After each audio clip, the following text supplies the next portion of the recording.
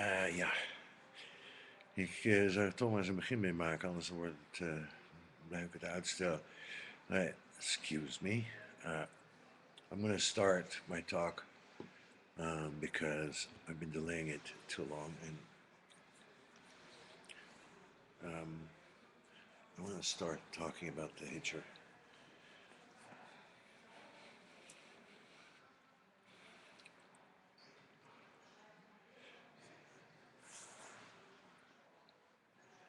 It was like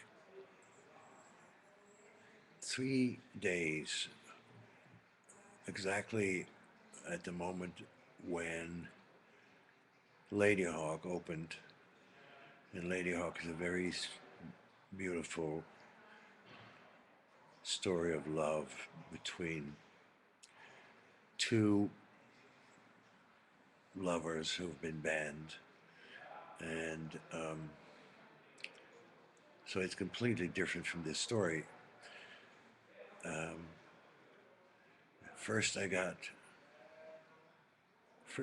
the script, and I read it. I think I started reading it the same night of the premiere, or the press. I was doing a press junket for Lady Hawk, and I read it. I couldn't stop reading, and I thought, wow, this is amazing. Then I called my agent next morning and said, where is the director and can I see some of his work? And the director was in LA, and so was I. And so the next day,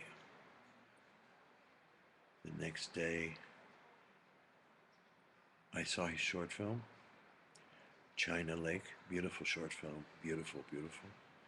And I met the director, and I knew I had to do this movie. And it's funny because it's one of the films where I've never quite grasped why I loved it so much and why I thought I had to do it. And the script was written very well, very tight. I didn't change. I changed one word maybe in the whole film, which sometimes you have to do.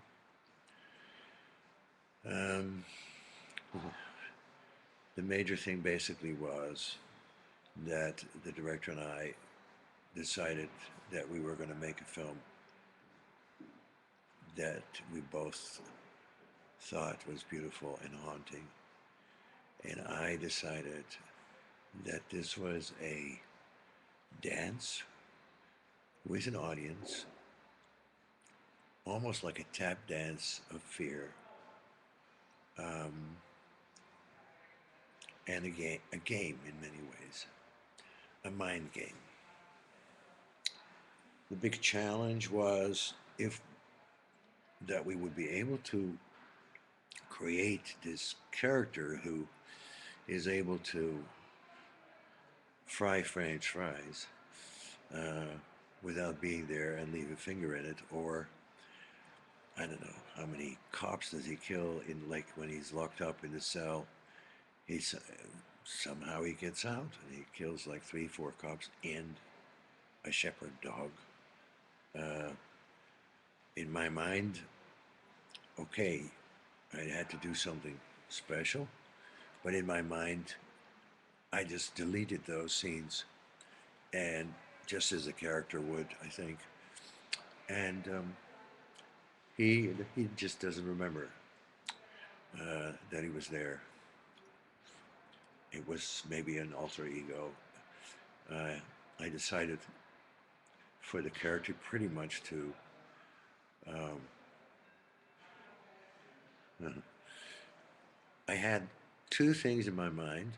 One was a fairy tale, which were the bases underneath the script. One was that it was a haunting fairy tale, sort of from Grimm, the brothers Grimm. And one fairy tale came to mind, and I think it's called something like the the the youth or the young man who was trying to find fear.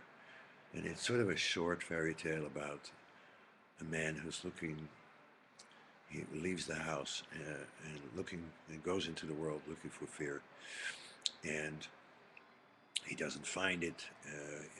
And at the end of the day, he ends up at a castle where a beautiful young woman opens after he knocks on the door, and he tells her he's been looking for fear. He doesn't have a place to sleep, and he's tired, and she gives him a bed. And then, roughly, I remember, I don't know what version I read of this fairy tale because there's various versions, but what struck me was that at midnight, while he's sleeping, this beautiful young woman has a bucket full of live sardines and throws it over the belly of the young man. And when you know, this makes a hell of a lot of sense to me. Don't ask me to explain it because I wouldn't know how to explain it. And the other thing was like a small memory from a film with Denny Kaye a long, long time ago. And oh God, I looked it up the other day and now I forget. It was some sort of a German general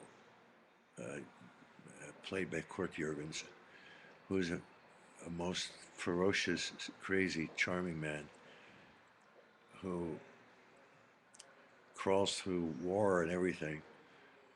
And in his heart, he says to his loved one, when he finally meets her, he says that in the in the in the chambers of my heart, there's always one candle burning for you. I know this makes sounds really funny, but that's the hitcher for me. Now, in the script and in the real story, he tends to show up very quickly, and I think he's a real serious dust ghost. He's made of dust. For me, he's made out of dust, and he's almost made out of dust in the mind of a driver, the young driver in the film, Halsey, who is almost sleeping and then wakes up, and this terrible nightmare starts. The other thing that we sort of found in the script and decided we would, okay, in 2 more minutes I think, we decided to lean on a bit was that there is a connection between the two. And this is mostly because of the ending, because there's a really strange way in the ending.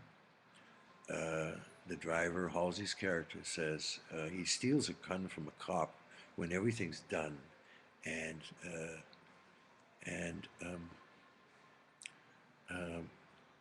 John Ryder, by the way, this name is in America it's like a lease company for trucks, but let's say John Ryder